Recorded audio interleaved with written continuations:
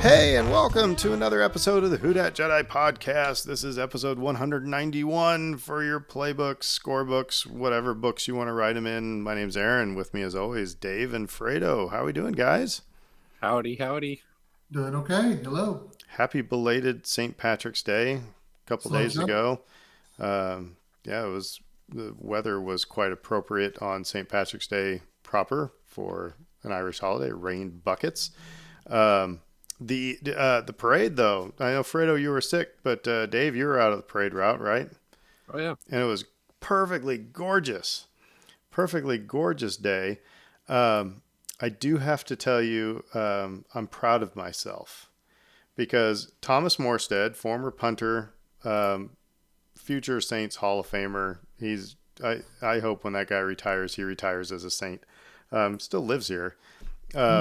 But he posted on his Instagram like the day before the parade, because he's going to be in one of the walking crews. If you're not from New Orleans, it's like half, would you say half of the parade, Dave, is like drunk guys in kilts, like exchanging flowers for kisses. It's like it can be quite problematic. But, Yeah, no, absolutely. And also they wear tuxedo jackets. Don't forget that part. So, but anyway, so Thomas Morstead is part of this crew, and he posted on his Instagram that he's going to be giving away autographed little stuffed footballs. It had the Irish New Orleans Irish St. Patrick's Day parade, whatever, and it was autographed. And so I have been accused many times of being oblivious, and mostly by my wife, and she is right. I mean, things happen all around me, and I miss it. And so we were watching these crews go by, and I am the one who spotted Thomas Morstead. And then I had the gumption to yell, "Hey, Thomas!" And he stopped and he turned and he looked and he walked all the way across the street to us, and he came right up and he gave something that he had. And then I said, "But do you have any footballs?" And his eyes widened up. He said, "Just for the people who ask." He reached in his backpack and handed off the autographed football. So, I was like, A, I wasn't oblivious. I spotted him. And B, I had the guts to actually ask for the thing, because normally I'd be like, "Oh, shucks, we didn't get one because I didn't ask, because I didn't want to be that dude." But I was that dude. So I was happy about that. So he's a nice guy. We sat and talked with him outside Finn McCool's at St. Baldrick's Day one time. It was right after Nebraska kicker died in a car accident, and he knew him pretty well. So we were talking about Sam Foltz with us. Like I said, he's a nice dude. He's a good New Orleanian. Like I said, I hope he retires with the Saints. So anyway, that's my parade story. And I have another parade story later when we're talking about tonight's topic. So, and Linus is apparently fired up there, Dave. No, I think that's your dog. That's not mine. That might be the dog outside my window. Okay. My neighbor's dog. Somebody's dog is freaking out. Somebody's dog's losing it. I was like, Fredo don't have no dogs. They don't have no dog, but somehow there's a dog. And then in Saints news, we signed Chase Young. Yay! He's having neck surgery. Oh. That's just, you saw it coming a mile away, didn't you? So, but you know what? Everybody's kind of playing this off. Everybody's kind of assuming it's like he's one hit away from paralysis, but it's probably a surgery to, get a nerve that's, unimpinged. So anyway, whatever. Yeah. I mean, we saw Peyton Manning a decade ago have neck surgery, come back from it, and not only play a few more years, but get to 2 Super Bowls, win one more, have the storybook ending. So now Peyton Manning was looking around like Batman looks around, where it's just, Yeah. And then look, this is the deal that those guys make. It's not necessarily getting a fusion. So anyway, but it was fun to see that signing, and then I texted my wife and sister, and I said, said the criticism is that he's inconsistent and he gets injured a lot. And then the next day, ding, ding, ding, ding. But anyway. Yep. So, yeah, well, that's latest Saints news. So, tonight, we're going to be talking. Today is a very special day. On March 19th, we got a new trailer, kids. The New Acolyte Star is Wars. actually happening. We've seen a trailer now. We can say that it is actually happening. So we're just going to be going over that, talking about, what we kind of know now about the show. Maybe do a little bit of speculation. I have a little bit of a rant, not about the Acolyte per se, but something that was posted in a tweet. So Aaron will have his get off my lawn moment. So yeah, we'll be talking about that tonight. So first, let's get with some trivia. Let's get our brain wrapped around some Star Wars. Dun, dun, dun, dun. All right, Dave, I think this is going to be a softball. Ooh. How many seats occupy the Falcon's cockpit? I'm sorry that I enunciated that last word. How many seats occupy the Falcon's cockpit? I had a Spaceballs moment. Now let's see how well you handle it. Can be thrown off here on this question. Yeah, because honestly, I don't know. What I'm thinking about is being in on the ride at Disneyland and thinking, is that similar to the actual number of seats or is the actual number of seats different? So I'm going to go with 4 because I think it's actually 4. It is actually 4. Yes, it is. Yeah, it's actually okay. 4.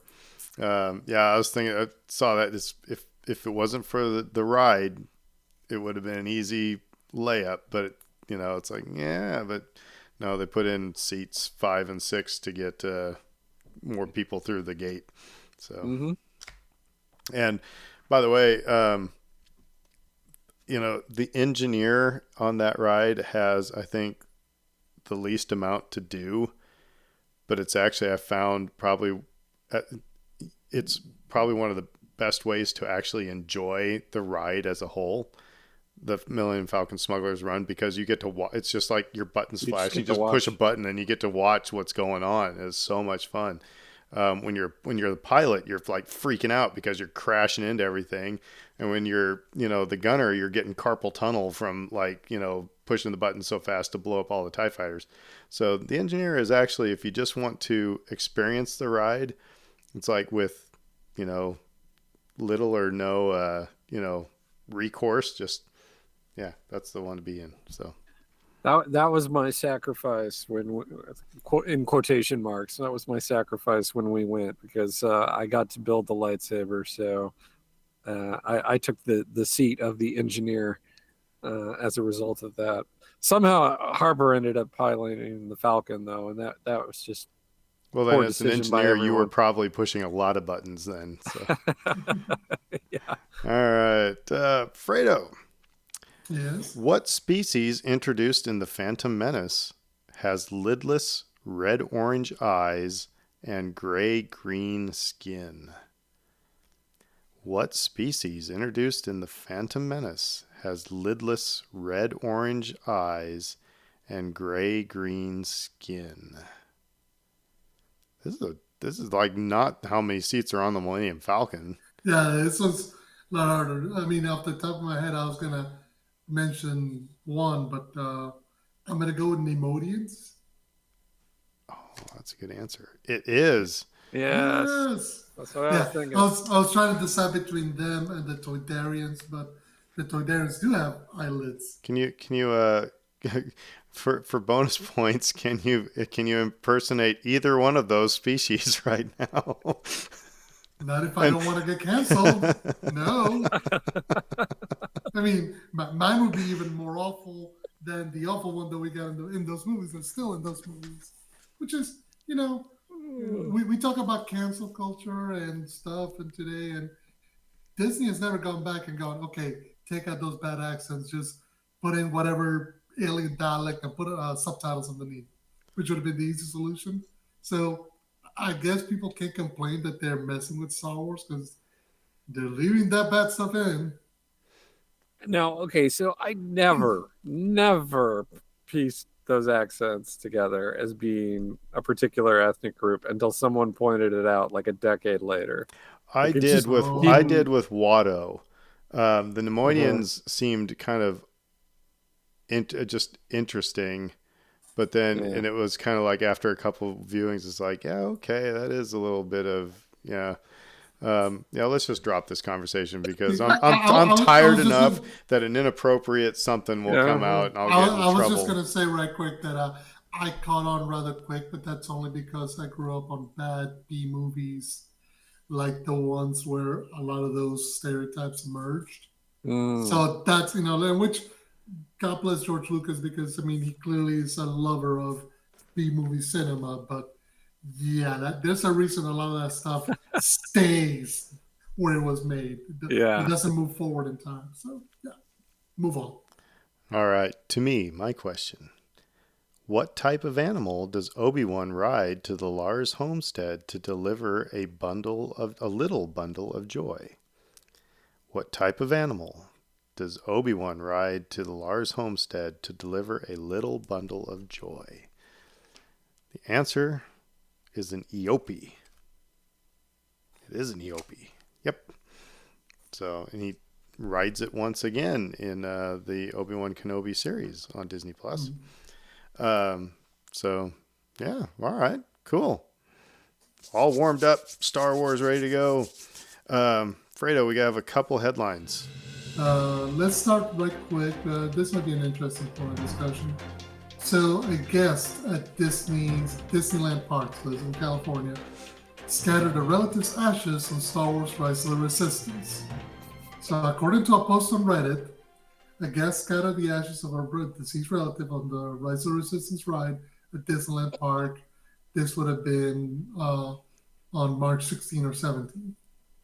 Apparently, the post comes from a Reddit page where it says, "Had to clean some ashes today. I know it's some people's dying wish to be laid to rest on their favorite attractions. The fact of the matter is, they are ravished and dragged by the vehicles and ultimately cleaned and thrown out with the trash turned up who knows where. I feel it's better to pay more respect to loved ones." So, and of course, they got a picture of scattered ashes all over the nice Rise of the Resistance floor and how somebody came and just kind of scooped them up best they could. So, which kind of, I mean, I guess it's a point of discussion if we want to get into it. Should the parks, should places have like a designated area?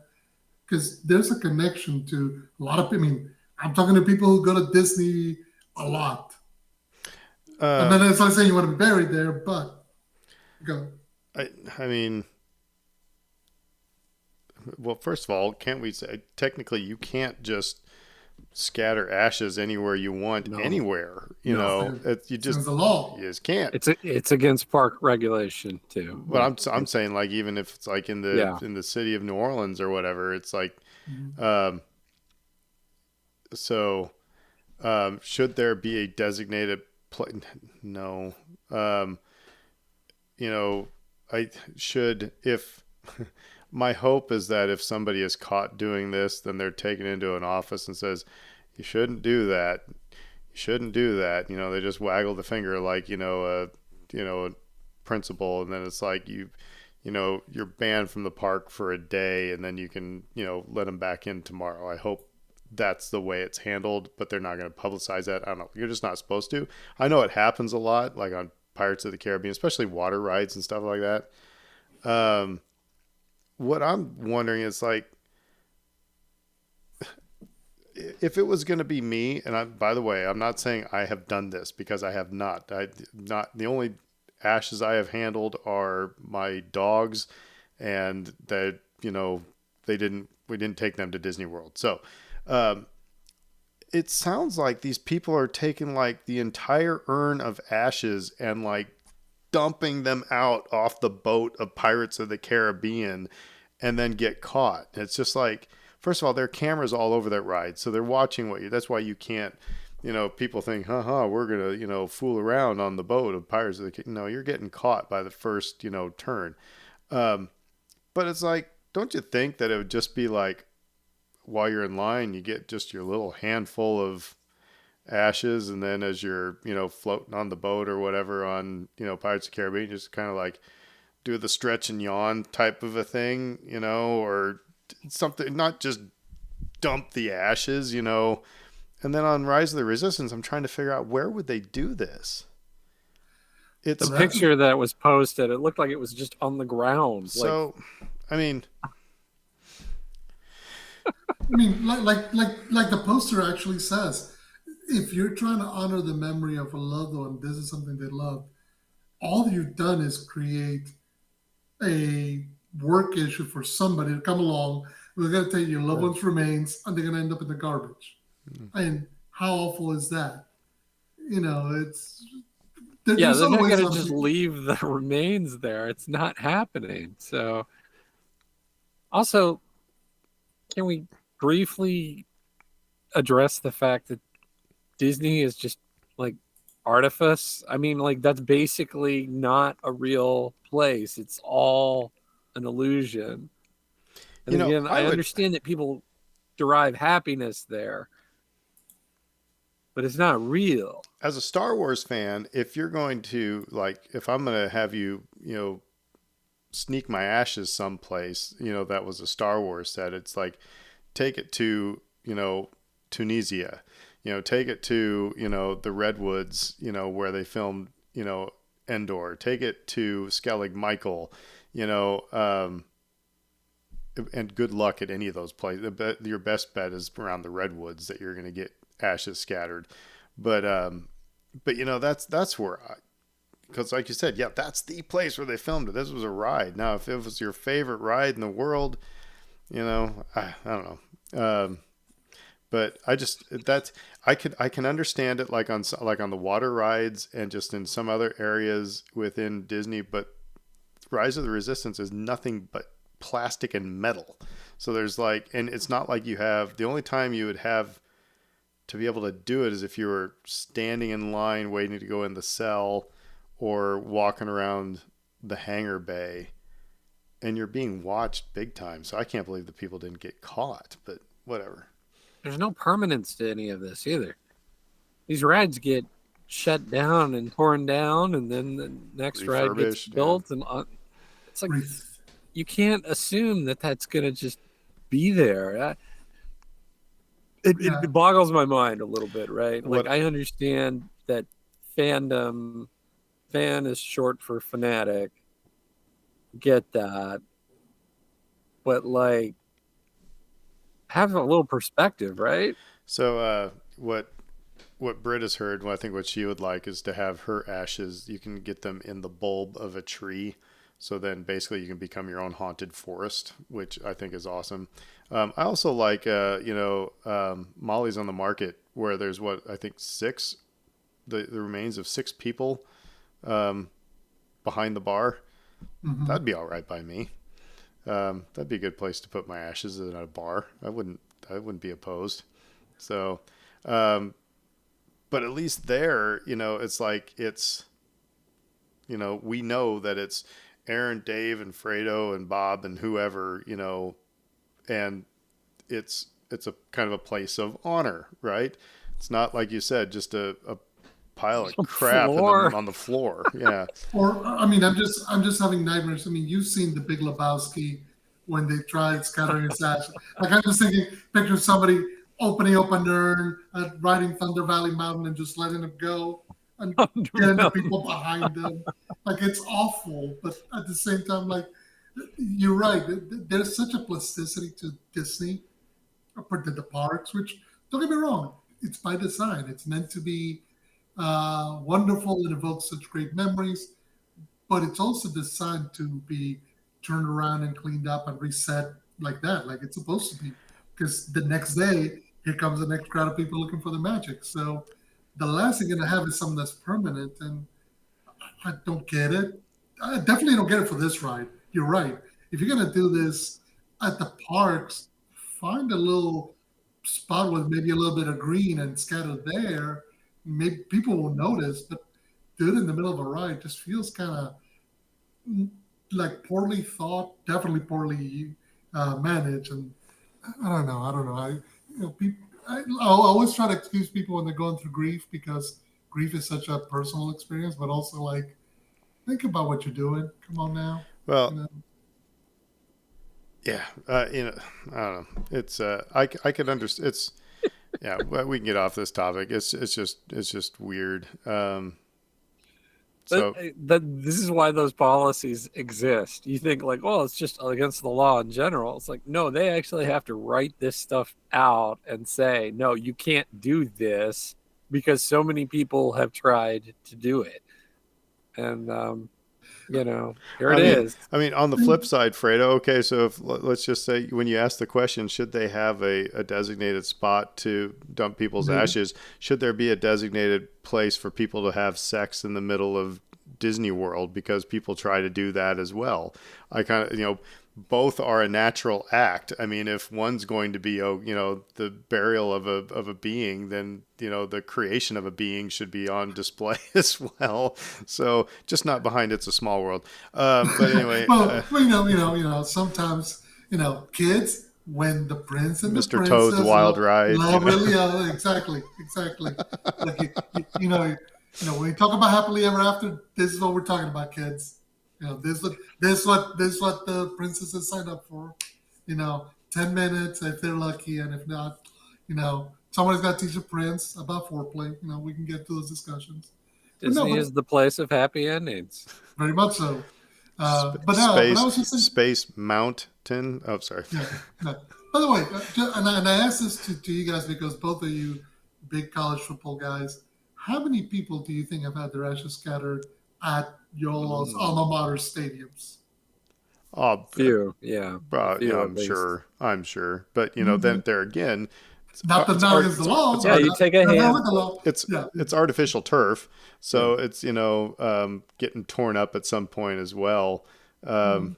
But yeah, Yeah, but again, you take a handful and you try to do it discreetly, I guess. And but like again, it's the same thing. Like they have policies in place. Don't do this because people have tried to do it. And it's like, really?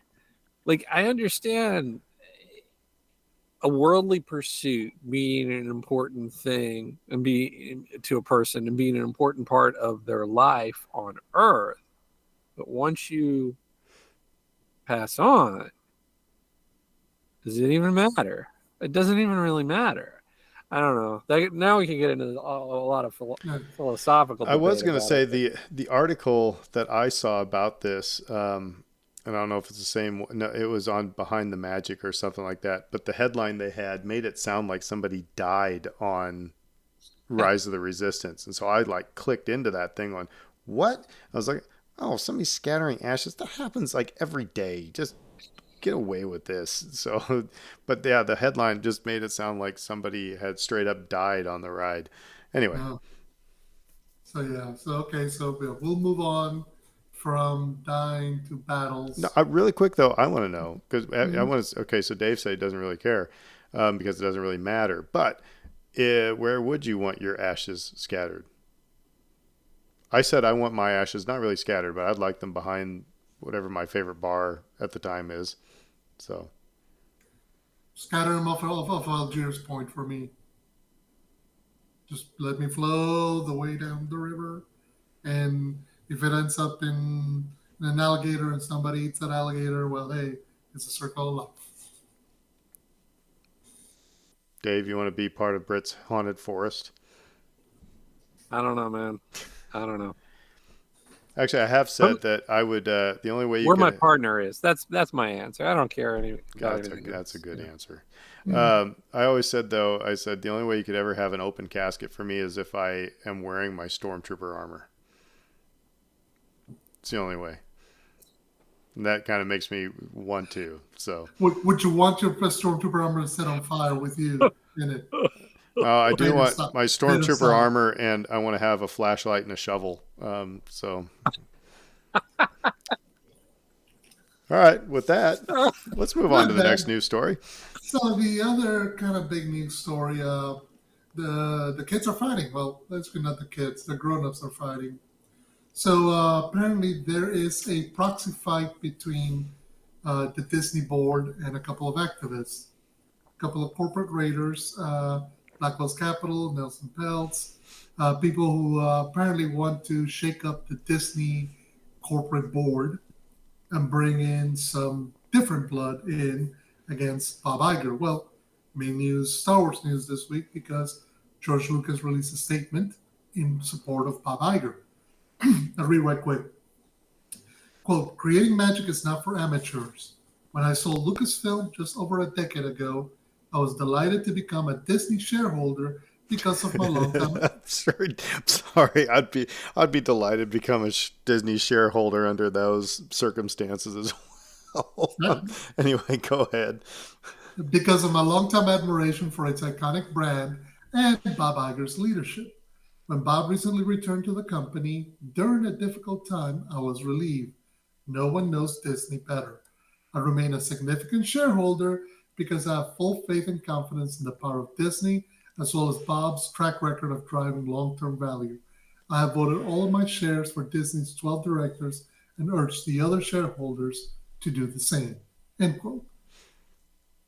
So apparently, it's not clear how much Disney stock Lucas owns. But remember, when Lucasfilm was acquired by Disney, it was a $4 billion deal that included about $1.8 billion in stock.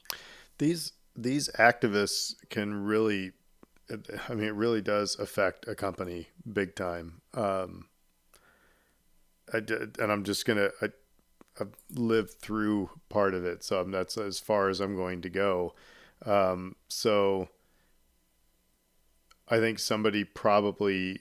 It seems like somebody brought George Lucas out from, his, from his cave to make a statement. This is kind of interesting because what they do is, I mean, they're wanting more money, and they know that the way to get more money is going to be to make, like you said, significant changes. Significant changes usually means people get fired, projects get cut, and they force the hand of of leadership.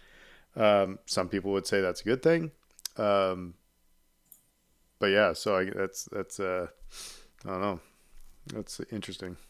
Yeah, it's worth monitoring, I think, from a fan's perspective, because we consume this material, we're interested in it, we're fans, we like it, and so is it being put at risk at present at all? And so George felt threatened enough to like come to the defense of old Bob here and say, hey, I still support them, I still like what they're doing, Well, cut it out. And this activist investor they don't care that you're making too much Marvel, you're making too much Star Wars. What they're seeing is that Disney Plus ain't making crap for money.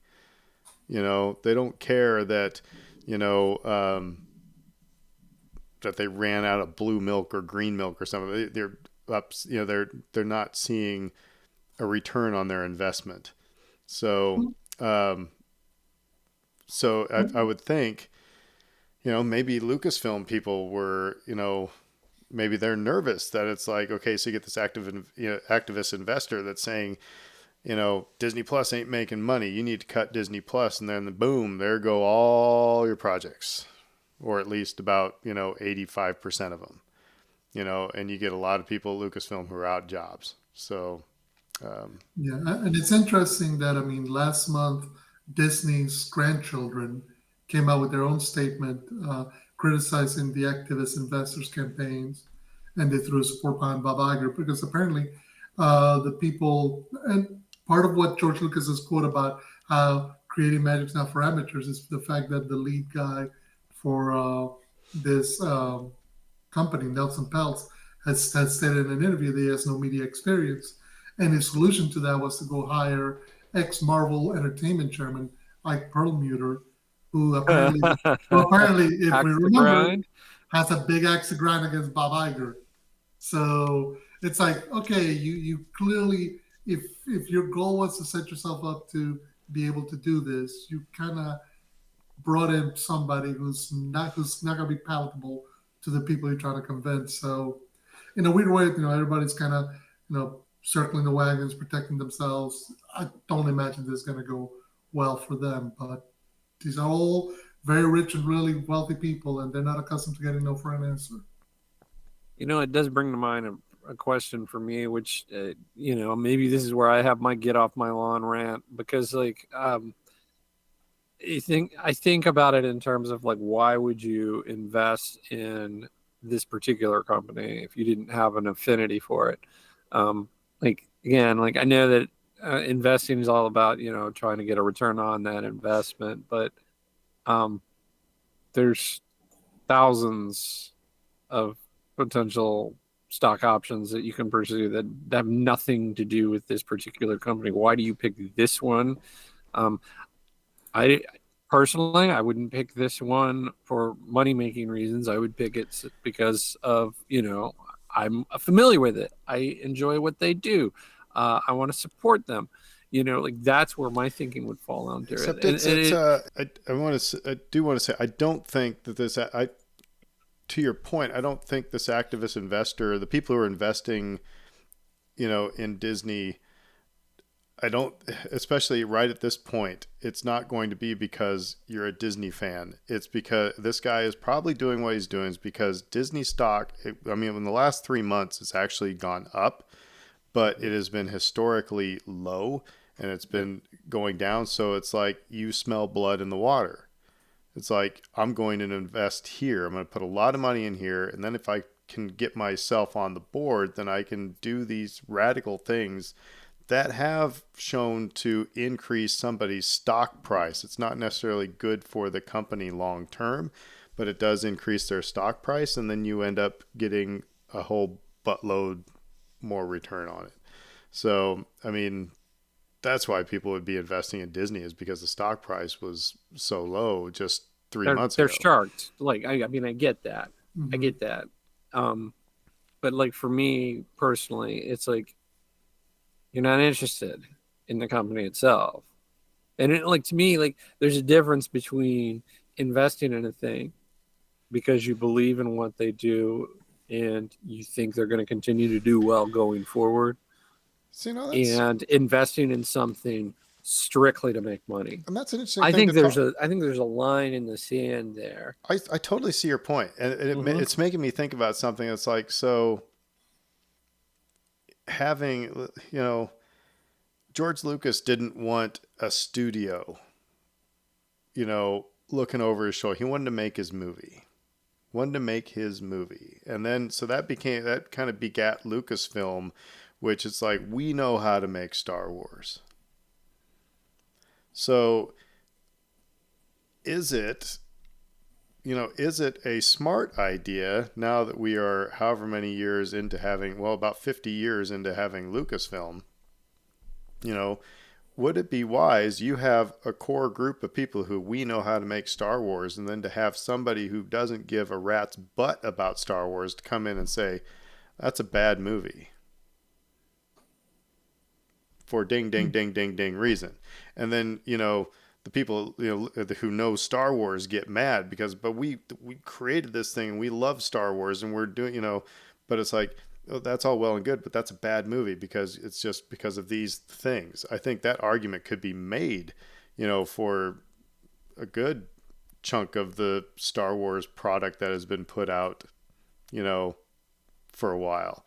And sometimes, so that's where I've like I said, I've lived through these activist investor things, and it's nerve wracking, but I sit there and wonder, is it doing the company good in the long run to have somebody who is not emotionally attached to it to give that just brutal feedback? I don't know. So would it be interesting if they actually had people come in, who weren't your best friends to watch the movie, but have somebody to say, that's a good movie, that's a bad movie? But here's what I would say, because in the article they also point out that, okay, so 2012 Disney bought Lucasfilm for $4 billion. Disney suggests that just Lucasfilm itself, has generated nearly $12 billion in value to the company. Now that's clearly not just the TV shows and the video games Merchandising, and the merchandising. movies. It's also the rides and all the merch and the everything. But I think that goes to part of what you're saying. When George sold it to Disney, he sold it because they were not going to just make a movie here or make a movie there. He was looking for somebody who was going to make sure that this didn't just wither and die or get sold off piecemeal. And Disney is, for good or ill, look, we like the products that they make. The parks are awesome. We also have to be cognizant about the kind of power that Disney wields as a corporation in modern American society. But I think, but well, I guess my point, Transmission from the planet's surface. yeah, but no, what I was going to say was simply this: when you get that level of power and that ability to control these kind of properties, it does give you a certain opportunity that say if they're just a Star Wars to a movie studio, they just come out a movie, some merch, and it'd be done. But yeah, this is kind of difficult because it's all the behind the scenes stuff. This is the sausage making of of the magic, quote unquote. It's for creatives to have an opportunity and a space to create. Somebody's got to provide that to them, and this gets provided. And then nobody likes it unless it impacts what they like. Yeah, at the end of the day, it's also they're in the business of making money.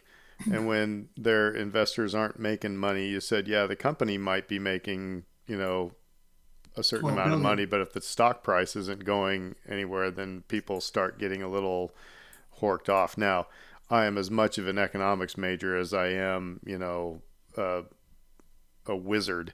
So, this would be interesting. We can keep an eye on this story to see what happens. Philip, our friend Philip, is more adept to the stock market and in the know of that. But anyway, Yeah, I think it's worth monitoring for anybody who calls themselves a fan of this stuff because well, it could affect the future of it, right? mm-hmm.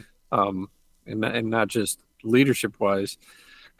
These genuine idiots out there that are leading studios right now. I mean, look at what's going on with HBO Max and Warner Brothers and all that mess. Um, and so yeah, you don't want that. You no, that doesn't benefit the consumer in any way, shape, or form. It's like, okay, well, maybe the stockholders are happier, but I don't give a freaking flying F if the stockholders are happy or not. I'm not one of them. I mean, I put my money in companies that I think are going to do well Yep. and that I believe in. Not companies that I think I can try to control eventually. That just blows my mind that some people can operate on that level. But it just I find it detestful. I don't like it. It's gross to me. But here we are anyway. Well, here ends Um, the lesson of Star Wars Economics 101. This is the longest, I think. That's probably the most serious topic that we've talked about in a very long time. Yeah, that was funny. That was funny. well, Um, Aaron, like you, I've been on the receiving end of those sorts of discussions when I wasn't in the room, and I yeah, didn't have my voice heard. yeah. Like I said, though, You know, it can mess things up and makes yeah. everybody antsy big time. So your point is 100% correct. Like I said, yeah, it makes you very cynical about things as well. Where it's because like it's that thing that I said kind of flippantly, whereas like we're in the business of making money. I mean that is like I said, that's the cynical thing. Is like if yes, Disney provides so much happiness when you see a little kid just melt because they're face to face with Mickey Mouse. You know, you can't put a price tag on that, but apparently you can. You know what I mean? And that's the like I said the cynical side. So anyway, Yeah. Let's talk about Good new times. Star Wars. Let's talk about new Star Wars, shall we? There was a new trailer the trailer for the Acolyte, and I am fairly certain that this is the one that they played at Celebration. Um, that was on online very briefly and very grainy. It's like somebody recorded it on their BlackBerry in 2004. Um, but um, so we're not going to play it so you can listen to it. But what I'm going to do, guys, just to remind ourselves, we'll just kind of, I'm going to share the tab. There won't be any sound, but we'll just kind of talk over what's going on. Then we'll talk about big picture stuff. Um, so the the trailer opens up. It looks like we're in the same room where Yoda was teaching younglings in The Attack of temple. the Clones. We got a bunch Jedi of Temple. Yeah, in the Jedi Temple. We got a bunch of little younglings. What I love about this is that, and I think this is very smart, and I'm going to pause it just real quick. They open up brand new Star Wars, brand new Star Wars from an era that we have never seen before. It's, we're probably going to be very nervous because we're not going to see familiar characters. Maybe we'll see one at some point. Um, but they open up with lines that we've heard before. It's Obi-Wan saying, it's Obi-Wan's line of "Your eyes can deceive you, don't trust them," but paraphrased. Um, and then asking the younglings, what do they see? And it's very much Luke talking to Rey, and Rey connecting with the Force. I don't know. Did you guys pick up on that right away? Mm-hmm. And what were your thoughts Mm-hmm. on that? I thought that was really cool. Yeah, it's a neat way of introducing the character of Master Saul. It's a good way to kind of let you know, okay, there's some stuff here that's going to feel and sound similar, even though we're going to be in a completely different era, completely new characters. Excuse me. But it's a good way to kind of ground things. You're starting out from a place of knowledge. Now we're going to take you to the things you don't know. But yeah, I mean, again, as a teacher, it's when you're introducing something new, you have to connect it to something that people already know. So I thought this was brilliant that the first words that we hear are actually familiar phrases. I don't know. Dave, anything to add to that? No, uh, I felt like they built the tension with it too because they started with the familiar phrases like light and balance, etc., and then you get to Fire. fire. Yeah. Fire. It Fire. was like, So, okay, all right. So, yeah, yeah, we keep going. We got this She's figure walking through what looks like a marketplace, and then one says, I see fire.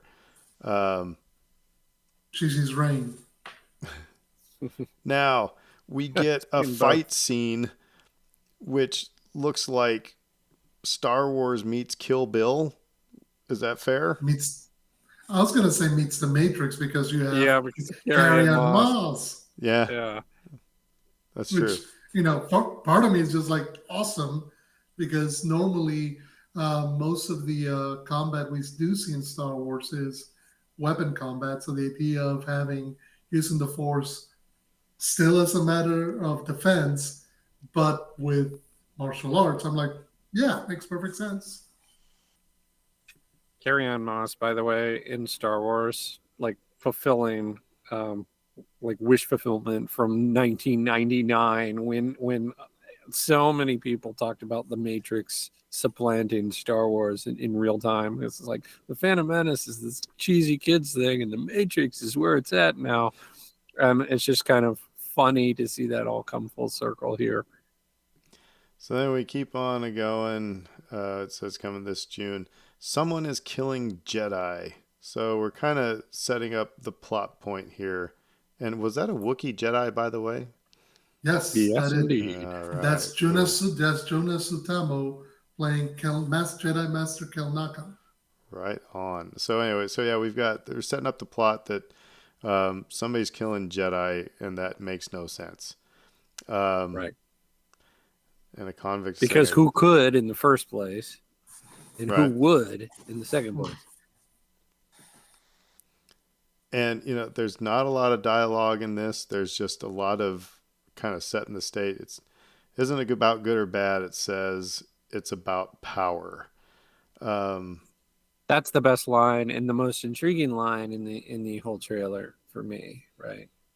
Mm-hmm. Because the Sith are coming at it, or anyway, anyone who would be Sith-like, right? There's going to be debate over this because of the fans always debate everything.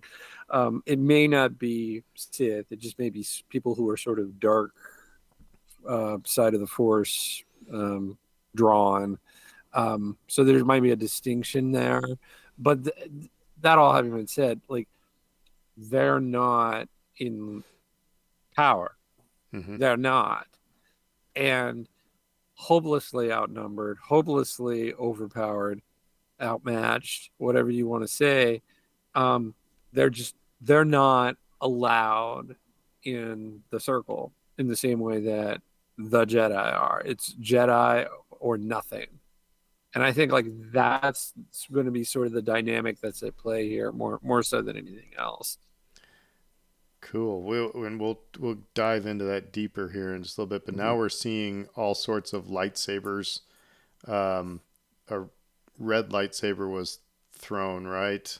Mm-hmm. And now we've got all sorts of blue and green and orange, which I kind of find interesting that we got an orange lightsaber and Balin and Shin had I think orange. these are the yellow ones, right? Or they Mm-hmm. look more yellowish to me. Anyway, we got different color lightsabers, so that's kind of Mm-hmm. cool. And so yeah, so as a trailer, it made me it did what it was supposed to do. It got me pumped and like, yay, new Star Wars, and it looked like Star Wars because I'm seeing Jedi and lightsabers, and the premise, and we'll get more about what the premise is, what the plot is here in a second. Um, but yeah, so I was like, I'm kind of in. I don't know. What'd you guys think as far as a trailer? Was it meet your needs? It wet your whistle enough? Yeah, yeah, I think it. I mean, it definitely did for me. Just from the standpoint of introducing, kind of like we were saying, introducing the setting, giving you an idea of kind of what's the themes around this story. That it's much different than Ahsoka's, which is if you were to compare this trailer to say the Ahsoka trailer, you know, both feature lightsabers, both feature light side and dark side warriors, both feature some mystery of some kind. Uh, but whereas in that one, that one the tone felt lighter, more adventurous. This one, the tone feels more like you're heading towards a storm, towards darkness, towards a threat, and that kind of gets to the element that the acolyte is supposed to be playing with, which is less the heroic, hey, and it's more the this is more like Andor. This is going to be into the heart of darkness kind of thing, which I'm down for. So Dave, you mentioned you dropped the word Sith, and then Mm-hmm. you quickly backpedaled and said or whoever this is, right? Because that's the thing that came to my brain right away. Um, I mean, when you see a red lightsaber, you automatically think Sith, or you think whoever's killing Jedi, you think Sith. Um, so I actually had to do some timeline diving, and this show happens, and we can start talking about what we know about the Right. Acolyte. Happens approximately 100 years before the Phantom Menace. That means I'm correct. Uh, um, Yes. so approximately 100 years before the Phantom Menace. It's at the end of the High Republic. And then so I had to do some dumpster diving because I remembered the line from Kiadi Mundi saying the Sith have been extinct for a millennium. So if this is Sith, are we seeing where the Jedi are becoming complacent, blind? Their natural enemy has been gone for 900 years, at this point.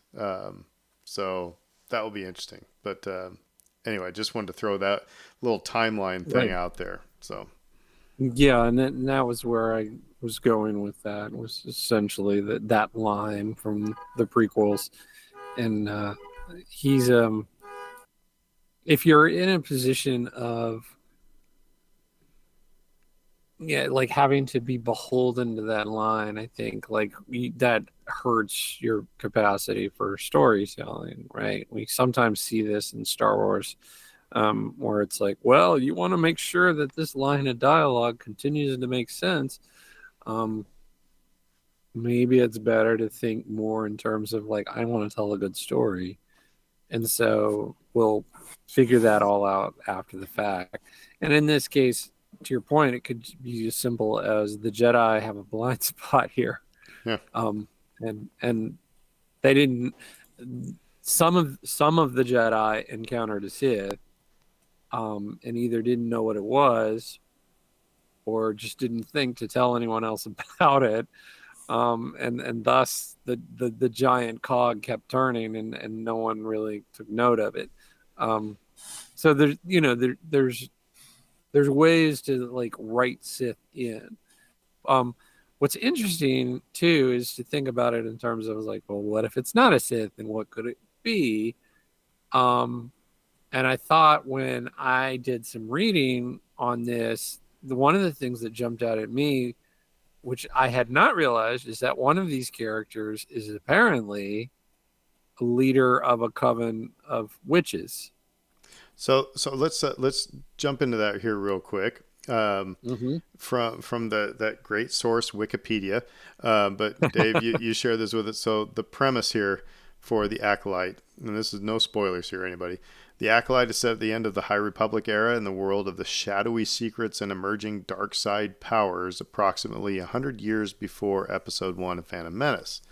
A former Padawan reunites with her Jedi Master to investigate a series of crimes, but the forces they confront are more sinister than they ever anticipated. The cast, we have, and pardon me for butchering any names here, but Lee Young Jae as Sol, a respected Jedi Master, Manny Jacinto as Khmer, a former smuggler, Carrie Ann Moss as Indara,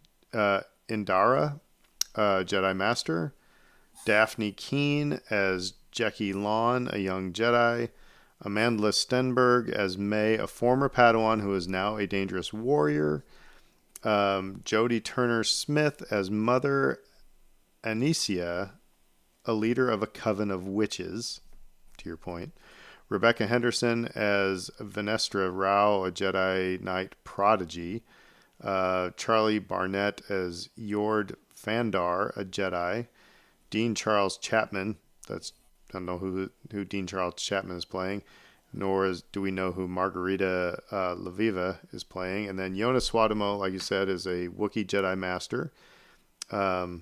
And then we have Amy Sang, unknown part, and then Abigail Thorne as Ensign Eurus.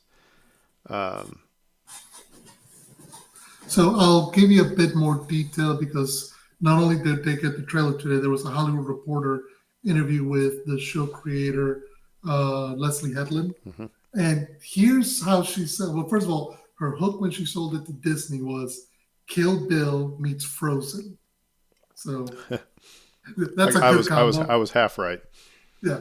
But then what's interesting is she says is we were obviously influenced by samurai films and wuxia films. But one thing to know about our show is that we've been talking about it as a mystery thriller. It is a serialized story. Each episode is going to give you more information about the story, but it is also like Rashomon. Now, for those of you who don't know, Rashomon is a Japanese classic made by Akira. Oh shoot! Now I forget his name. Kurosawa. Yeah, Kurosawa. Thank you. Where you get a story told from different points of view. So she says you're going to see one story, but you're going to see that story for you from different points of view. Meaning, she says you definitely get the point of view of the Jedi, especially in terms of Amanda's character and trying to stop her or hunt her down. But you also get her character's perspective. You can see how other points of view can exist in this conflict. So that's kind of where we're going to start at. Instead of this idea of multiple, one event and a mystery thriller, but multiple points of view where not all of them see the same thing in the same way. So, like one thing that I thought was interesting too, when in a lot of the material that's come out now, in relation to her and starting to create this series, um, and I mean Leslie in particular, like putting together the writers' room. You were talking about the outsider's perspective potentially being helpful when it came to the investors group, and screening the films and having somebody in the room that's like, I don't know about Star Wars. I just know if movie is good or not. They did that in the writers' room here. They deliberately brought in people that were huge super fans, people that were more fans of the Filoni stuff, and then also people who just had like literally no familiarity with any of it. Um, and again, to get different perspectives and different voices and collaborate and come to hopefully a point where it feels both authentic and fresh. accessible. Yeah. Yeah. And so like, and she said that it's not going to be for everyone. I don't care if it's not for everyone. It's for me. This is who I'm creating something that I'm excited about. And you can either, buy in or not buy in, and that's your choice. And I like that. And to the line that you pointed out about how this isn't good or bad, this is about power and who's allowed to use it, Leslie Ellen says, I believe, of course, that the Jedi are a benevolent, well intentioned institution, but they are an institution and they have amassed all the power. So the question becomes, when did that happen? And since we know where they're headed to in Phantom Menace, what went wrong? What are the cracks in that? So that's where she gets to the whole idea of point of view of how the Jedi perceive themselves, how the galaxy perceives them, but then also how the people see them as, maybe by the time we get to Phantom Menace, that they're not necessarily the best guys to have around. So again, that's I think what's attracted me so much to this story, this idea. It's you know a lot of times we have this idea of who the good guys and who the bad guys are. And it's at a certain point you get so much power and so much control over things. It's like you might be thinking you're the good guy, but that's not the way the other people might be seeing you. So this is getting kind of on the more 35,000 feet view here. So not talking about the story per se, but just when you say this is not for everyone, I always go to the what is it that makes me go, that's Star Wars, and it's usually the visual and the you know and the audio cues. I've mentioned the blasters and Force Awakens bother me because it didn't sound like Star Wars, but the TIE Fighter sure did. It's like those types of things. So I think the fact that, again, it's in a brand new setting with brand new characters, but they all look familiar. You know what I mean? It's like they look like Jedi. So the people who are going to be probably bent out of shape are the people who are tired of all the Jedi. I'll put that in air quotes, tired of all the Jedi. You see a lot of lightsabers. That makes me excited. You know, so those little hooks get me in and goes, okay, this feels and looks like Star Wars. How they handled the musical score, that'll be interesting. Again, the sound effects, things like this.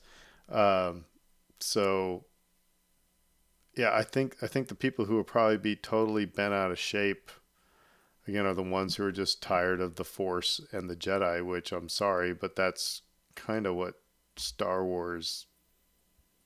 That's one of the big pieces of the pie. Mm-hmm. Now, Absolutely. my other question is just real quick. Okay, so do we want to take a little house bet on how much money would you put down that we see at least one scene with Yoda? We should. I mean, he's very much alive at this point in the story. He's very much a Jedi Master, so we should at least get one, if not multiple. I mean, that's the other question. If he's only ancillary to the story, should we get more than one scene with him? See, I'm actually going to give you a surprising take on this. That I don't think we have. There's part of me that doesn't really want to see Yoda because they run the risk of messing it up. Because they'll try to make him look too different than kind of like they did in Oh, the Phantom Menace. You know what I mean? That's part of it. But then the other part of it is that I want this to be just something new and different. That's still within. It still looks like I took my toys out and I'm making up a new story with the toys that I have. You know what I mean? That's so I'm hoping that we don't. Now, if there is, I hope it's a brief cameo, like as in a hologram form or something like that. And just to go, oh look, it's Yoda, and then that's it. But anyway, um, so 8 episodes. 30 minutes each, I believe, is what they've suggested. And before we freak out over this being so short, let's remember that that's basically what 3 movies. And you get the first 2 on June 4th, so you get your first hour, right off the gate. So it gets interesting now. Okay, so right quick, I'm gonna throw an audible because I'm looking on Twitter, or because it's still Twitter, whatever. And guess what's trending? Darth Plagueis.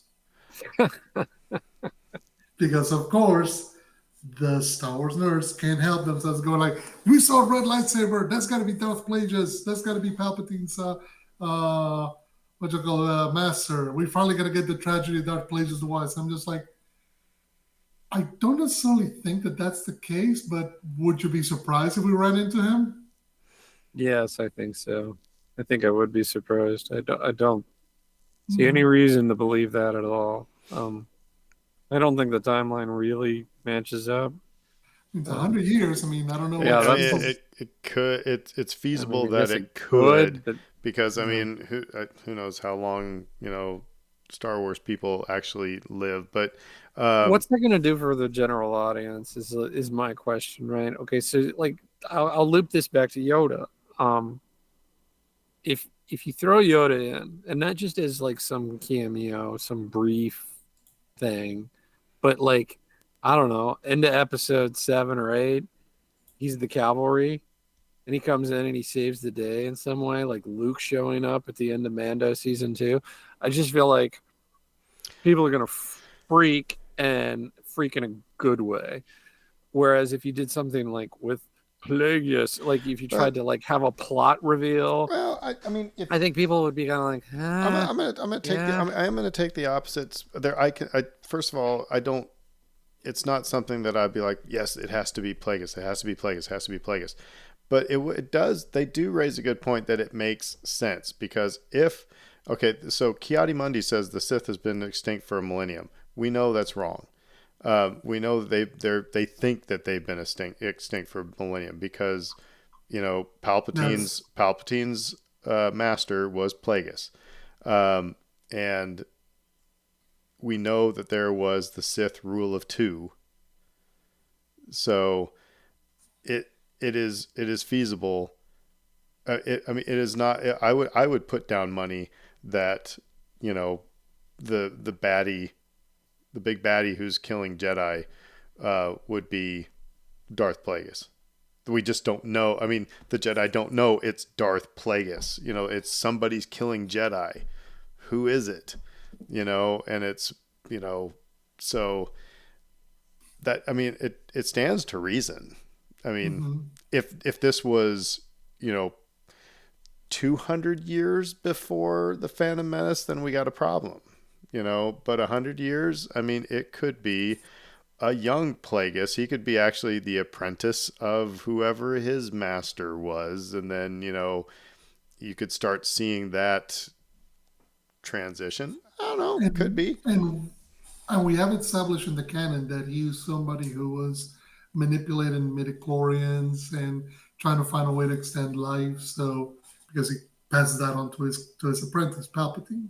So maybe this is why he's kidnapping Jedi again. Again, look, it's all conjecture at this point. 9/10 of me says no. This has nothing to do with that because I'm probably clearly I'm probably Leslie fit. Headland's not interested in making the internet Star Wars fans, theories happy. She's interested in telling a compelling Yeah, story. but Dave just said that they had people in the writing room that were a mixture of, all those people. So if you have those Star Wars nerds going, it would make sense that this is your baddie. You know, so I would put right now, I'm at 50-50. I think it's reasonable. But I think it's also reasonable that there could be, it could be somebody else. It could be like whoever Plagueis's master was. So, like I said, I'd say about 50-50. Um, Mhm. uh, but just, it looks cool. It Five does. I mean, percent, let's just, 5%. let's just talk about it. Okay. I mean, are you all in agreement that it just looked cool? It Mm-hmm. looked like Star Wars. It felt like Star Wars. Was there any negatives that you got out of it that just made you go, ugh? No, no. If there was any negative, it was the obvious. Oh my God, we're getting the girl power stuff from Star Wars once again. And I'm like, somebody was always going to complain about that, which that's I don't even think about it anymore. Uh, it's a trailer. If I have any questions or any concerns or any doubts, I trust that all of that will get sorted out by actually seeing the thing. A trailer's not a movie. A trailer's not a TV show. A trailer's a trailer.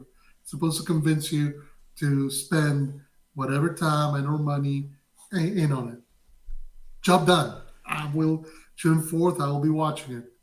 So it's gonna be where it, if I had any bigger doubts, I'm gonna kind of go, well, let's see how the story tells itself.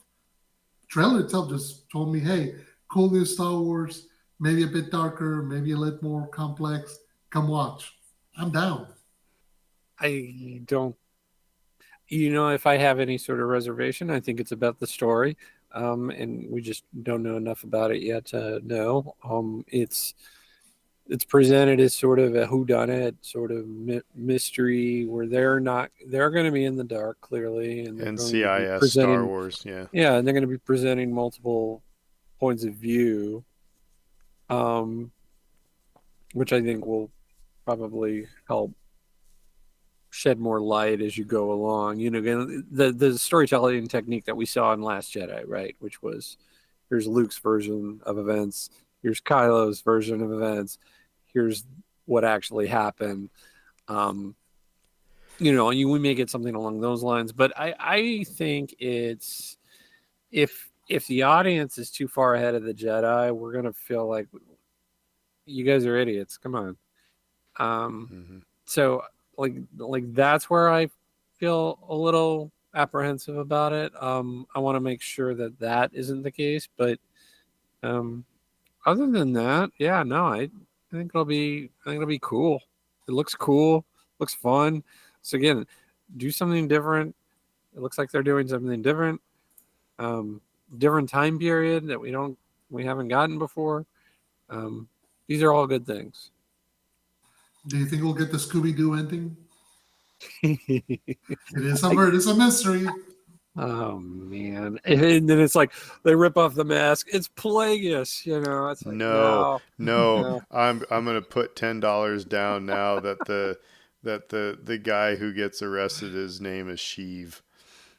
Oh god, yeah, And he no. would It have was Sheev all Yeah, along. it was and he would have Palpatine. It he will was old be man Sheev. it will be yeah it will be a Palpatine. Um, And he would so, have gotten away with it too. but no, okay, cool. Well, we only have a few months to wait, guys. So hooray! But again, how could you not be excited about people flinging lightsabers around and talking about the Force and stuff? I mean, I'm sorry. It's just I'm here for it. I'm here Yeah, for I'm with it on that too. Yep. Some people just like to watch the world burn. So it. anyway, don't forget, kids. Tomorrow is another episode of the Bad Batch, so make sure that you're keeping up with that. So I'm sure we'll be back to talking Bad Batch here in the future. Um, Let us know what you thought of this trailer. Does it look, sound, feel like Star Wars? Yeah, and until next week, we will say who dat. Who dat? Everybody have an awesome week. McConkey.